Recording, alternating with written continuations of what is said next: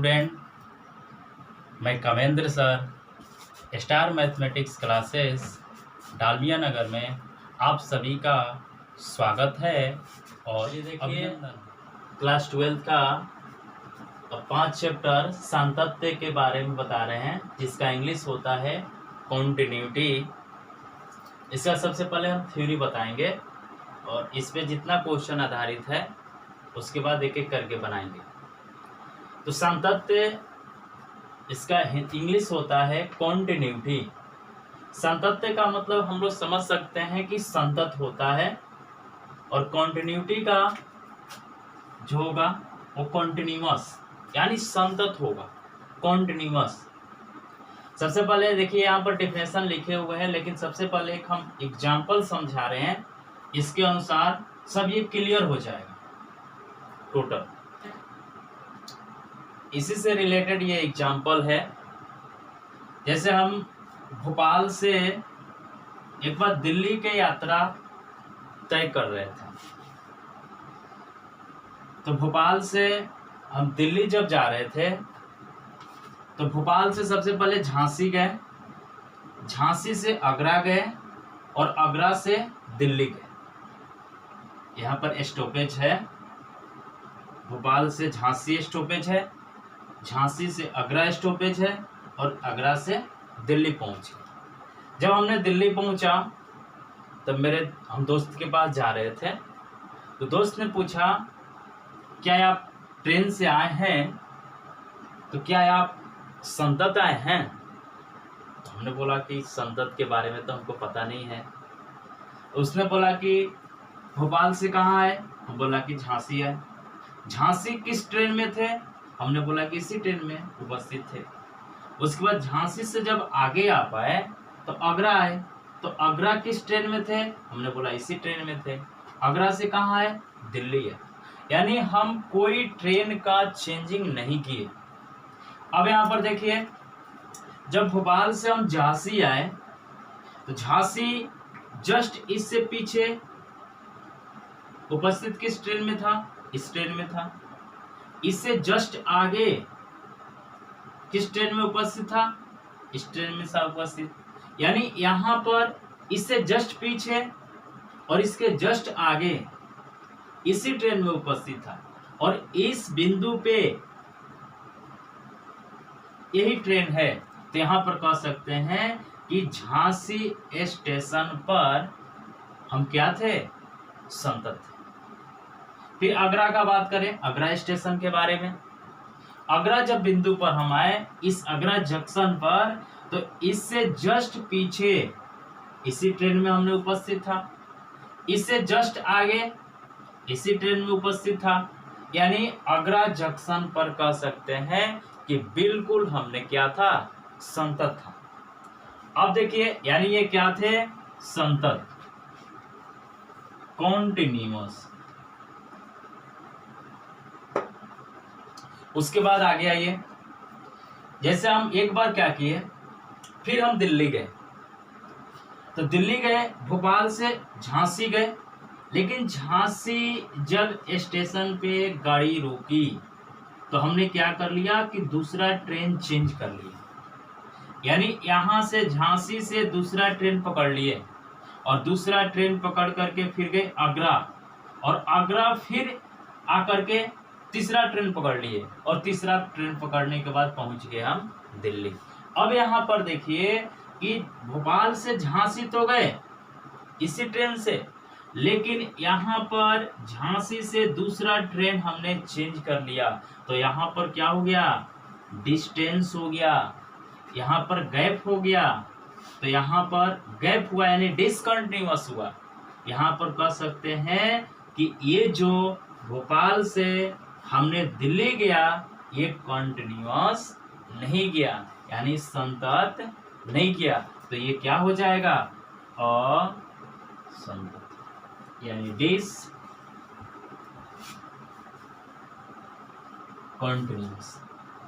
अब उसके बाद देखिए, यहां पर देखिए झांसी से जस्ट पहले, यानी हमने क्या? माइनस। झांसी से जस्ट बाद प्लस। अब देखिए इसका हम फॉर्मूला बना रहे हैं। अब इसके अनुसार देखिए डेफिनेशन क्या हो सकता है संतत का, यदि f वास्तविक संख्याओं के किसी उप समुच्चय में परिभाषित एक वास्तविक फलन है और f के कोई फलन f है, f के प्रांत में जो डोमेन होता है प्रांत में a ये कोई बिंदु है, a यहाँ पर देखिए a माने हैं, a एक बिंदु है, तब f यानी ये फलन बिंदु a का सतत कहलाता है।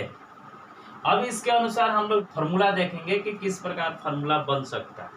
यहाँ पर देखिए झांसी से जस्ट पहले LHS यानी लेफ्ट हैंड साइड और झांसी के जस्ट बाद राइट हैंड साइड, यानी एक कदम आगे और एक कदम पीछे। कौन सा जंक्शन से? झांसी जंक्शन से। इसी तरह आगरा जंक्शन से एक कदम आगे RHS और एक कदम पीछे LHS। लेकिन यहाँ पे हम लोग लिमिट पढ़ेंगे, यानी लिखेंगे LHL यानी लेफ्ट हैंड लिमिट, और यहाँ पर पढ़ेंगे राइट हैंड लिमिट। फिर यहाँ पर पढ़ेंगे लेफ्ट हैंड लिमिट और यहाँ पर पढ़ेंगे राइट हैंड लिमिट। तो हम लोग का फॉर्मूला क्या मिला कि limit x tend to a। ये क्यों लिखे? क्योंकि इस बिंदु पे हमको बताना है कि ये जो ट्रेन का सफर करके हमने आया क्या ये संतत था। तो जिस बिंदु पे बताना रहता है कि कोई फलन जो दिया हुआ रहता है वो संतत है या असंतत है, तो हम लोग उस बिंदु को लिखते हैं यहाँ पे x tend to a minus. ये माइनस क्यों लिखते हैं?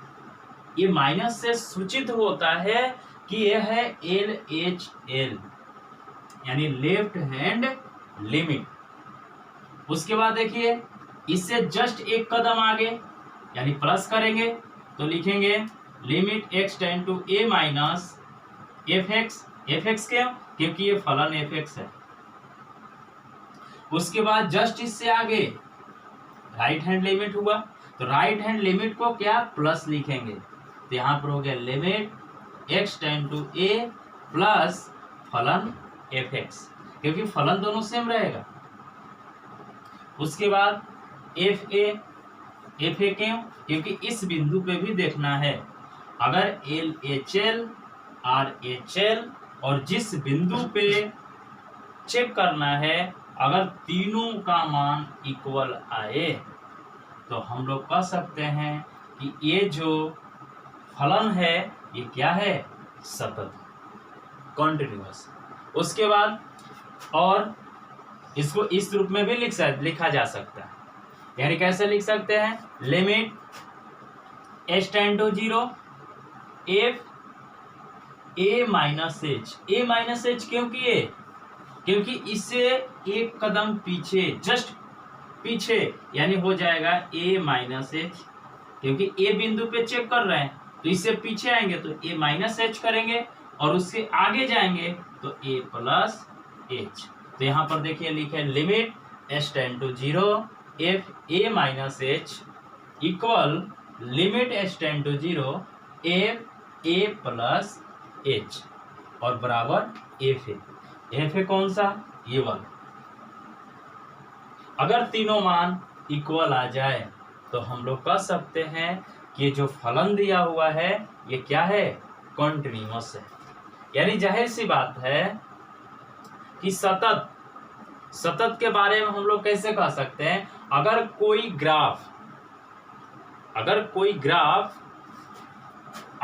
ग्राफ बिना पेन उठाए हम लोग खींचें तो ये क्या हुआ? सतत हुआ। और अगर कोई ग्राफ अगर पेन उठा करके खींचें, जैसे यहाँ पर पेन उठा लिए, देखिए यहाँ पे गैप हुआ, यहाँ पर गैप हुआ ना, तो ये हो गया असतत, यानी ये हो गया डिसकंटिन्यूअस। और ये वाला क्या हुआ? पेन उठाए नहीं डायरेक्टली खींच दिए, इस ग्राफ को ड्रॉ कर दिए, तो इसको बोलेंगे कॉन्टिन्यूअस यानी सतत, और ये क्या हो गया, डिसकॉन्टिन्यूअस। अब इस पे एक एग्जाम्पल लिए हैं, इससे आप लोग का क्लियर हो जाएगा कि कब कोई फलन संतत होगा और कब संतत नहीं होगा। जैसे f(x) बराबर दिया हुआ है x + 1 जब x is greater than equal 1, x² + 1 जब x इज लेस देन 1, तब x बराबर 1 पर सान्तत्य की जांच कीजिए। तो सबसे पहले आप देखिए, जो क्रिटिकल वैल्यू दिया हुआ रहता है, क्रिटिकल मान दिया हुआ रहता है, इस पे हम लोग को चेक करना है कि x बराबर 1 पर क्या ये जो फलन f(x) का मान दिया हुआ है, फलन f(x) दिया हुआ है, ये संतत है कि नहीं। तो सबसे पहले हम लोग जिस बिंदु पे निकालना रहता है उसको लिखेंगे, यानी x बराबर 1 पर सबसे पहले f(x), देखिए x का मान 1 के इक्वल होना चाहिए, तो यहाँ पर कौन सा देगा वैल्यू, ये वाला। देखिए x का मान 1 के इक्वल है, यहाँ पर हो जाएगा f(x) का वैल्यू x + 1। उसके बाद x के स्थान पर 1 रखना है, 1 + 1 कितना हो गया, 2। उसके बाद LHL निकालेंगे, LHL, तो LHL में लिमिट x टेंड टू 1, क्योंकि 1 पर ही चेक करना है, तो यहाँ पर माइनस करेंगे, क्योंकि LHL निकाल रहे हैं, माइनस ये बताता है कि LHL है, लेफ्ट हैंड लिमिट फलन f(x) limit x tend to 1, 1 से देखिए कम, तो कम कौन सा दे रहा है, ये वाला दे रहा है, तो लिखेंगे x² + 1। अब x के स्थान पर कितना रखना है, 1, तो यहाँ पर रखेंगे 1 का होल स्क्वायर + 1, ये भी वैल्यू कितना हो गया, 2। उसके बाद निकालेंगे RHL, limit x tend to 1 plus क्यों लिखे, क्योंकि RHL निकाल रहे हैं, प्लस ये बताता है कि ये RHL है, तो इसका हो जाएगा f(x) limit x tend to 1। अब देखिए 1 से ज्यादा यहाँ पर कौन सा वैल्यू देगा, ये वाला, तो लिखेंगे ये f(x) का वैल्यू कितना हो जाएगा, x + 1। अब जहां x है वहां पर 1 रखेंगे, 1 + 1 कितना हो गया, 2। अब यहाँ पर हम लोग देख रहे हैं कि f1 का जो वैल्यू आया है 2, ये LHL का वैल्यू आया है 2, RHL का वैल्यू आया है 2, यानी तीनों मान जो है आपस में क्या है, बराबर है। तो हम लोग लिख सकते हैं, अतः limit x tend to 1 minus f(x) equal limit x tend to 1 plus f(x) equal f1, यानी आपस में तीनों क्या है, बराबर है। तब फलन x बराबर 1 पर संतत होगा।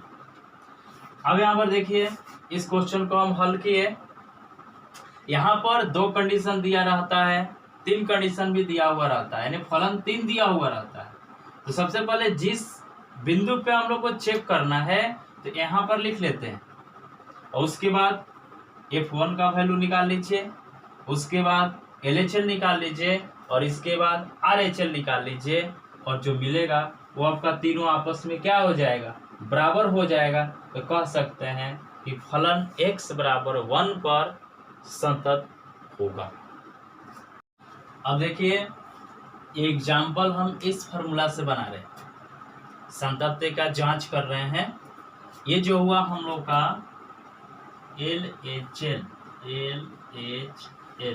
लेफ्ट हैंड लिमिट, और ये वाला जो है RHL राइट हैंड लिमिट, और ये जिस पॉइंट पे निकालना है।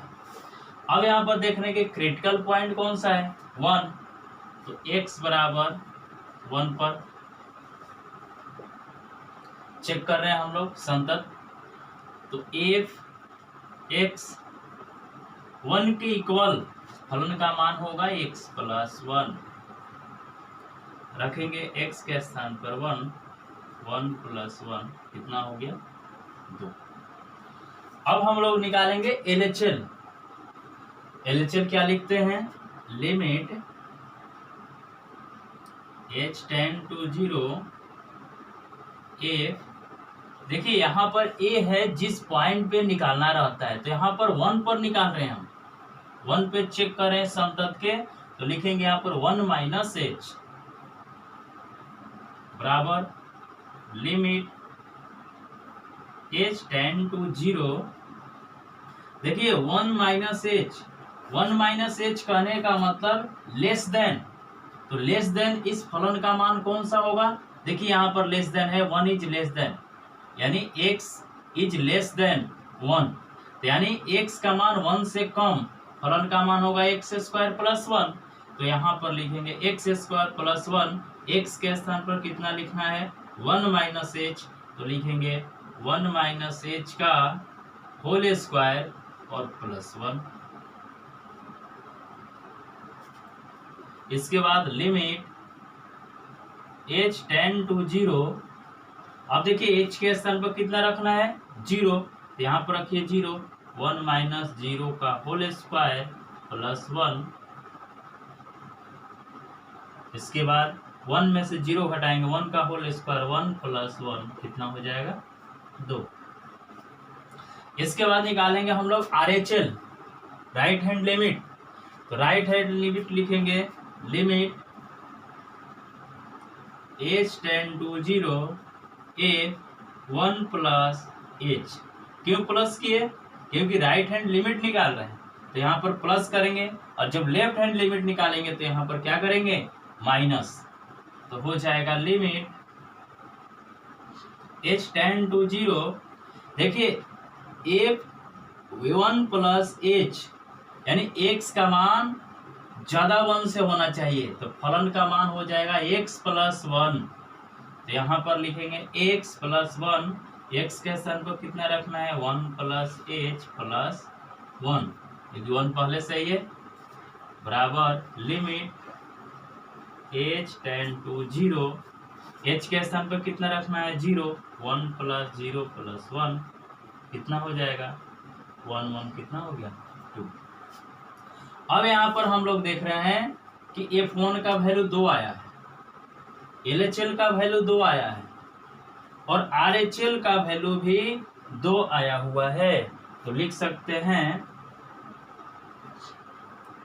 इसलिए limit h tend to 0 f 1 - h बराबर limit h tend to 0 f 1 + h बराबर f1, यानी तीनों वैल्यू आपस में क्या है बराबर है, तो लिख सकते हैं अतः फलन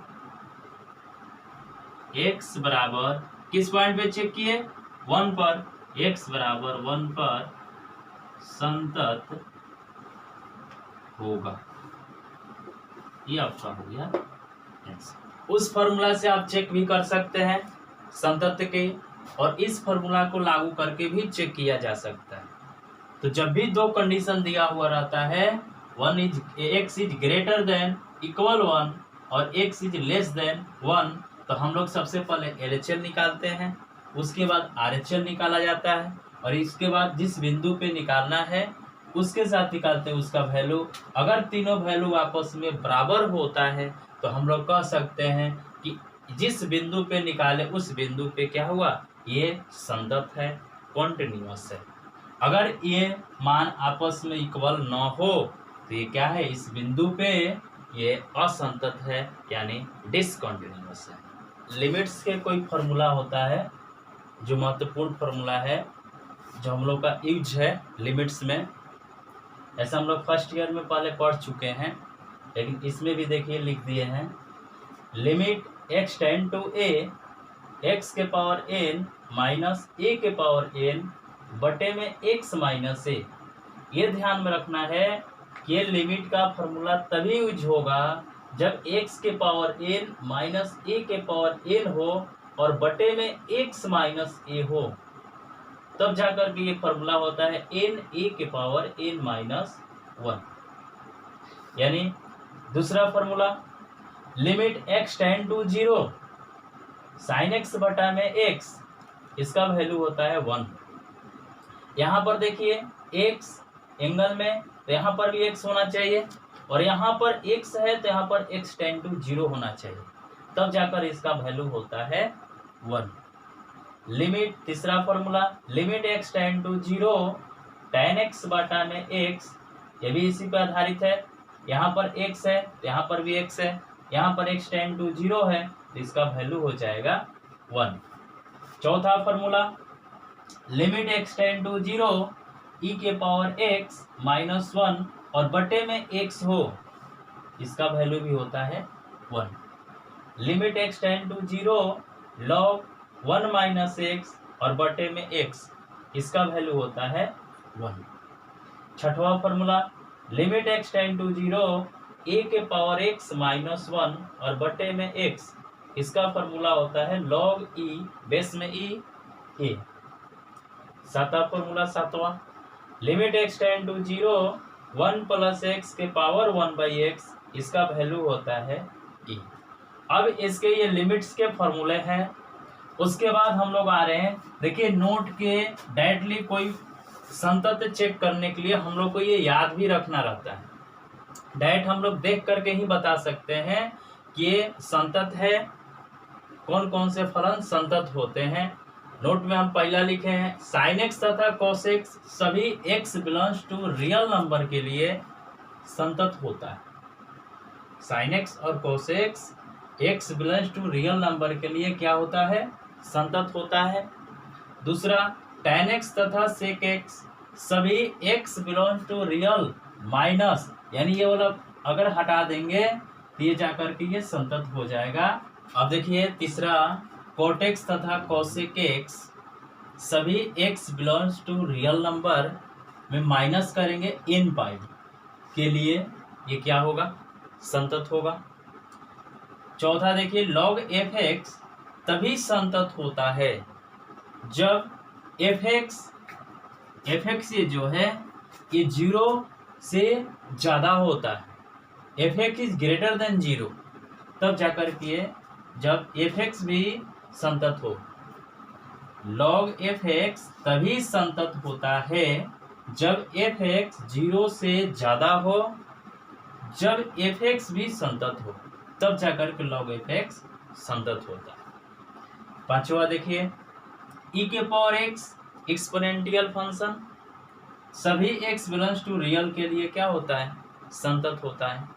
उसके बाद ग्रेटेस्ट इंटीजर फंक्शन महत्तम पूर्णांक फलन, ये पूर्णांकों के लिए पूर्णांकों पर क्या होता है, संतत नहीं होता है।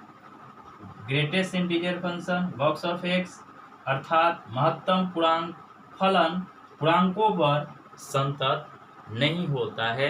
ये हम लोग ये एक नोट के माध्यम से याद कर लेंगे कि कौन कौन संतत होता है और कोई कौन कौन फंक्शन जो है संतत नहीं होता है। मान लीजिए कि f तथा g दो ऐसे वास्तविक फलन हैं जो एक वास्तविक संख्या c के लिए संतत हैं। यदि कोई फलन जोड़ के रूप में रहता है f प्लस g, ये x बराबर c पर क्या होता है, संतत होता है। अगर कोई फलन माइनस में रहता है यानी f माइनस g, ये भी x बराबर c के लिए क्या होता है, संतत होता है।